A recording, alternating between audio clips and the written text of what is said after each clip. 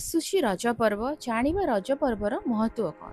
रज पर्व हूँ ओडार एक अनन्य गण पर्व जहाँ मुख्यतः नारीत्व एवं धरित्री माता को सम्मान जनावाई पालन कराए। कृषि भित्तिक परंपरा अनुଯାयी विश्वास कराए जे एही 3 दिन धरित्री माता रजस्वला हुअन्ति, तेणु आगामी चाष कार्य माटी को विश्राम दि जाए।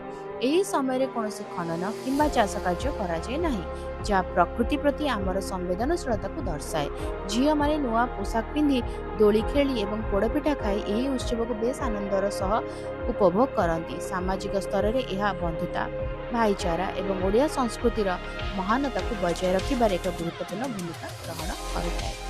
वीडियो केमती लगे मत कमेंट करके जनइब। जब किसी क्वेश्चन थी डाउट अच्छे कमेंट लिखिदेव आंसर करवा। और जब भल लगे तो वीडियो को लाइक करदेव, तो शेयर कर, चैनल को सब्सक्राइब कर बेल आइकन प्रेस कर ऑल नोटिफिकेशन को ऑन रखिदेव। रोचे देखा आगामी वीडियो। नमस्कार।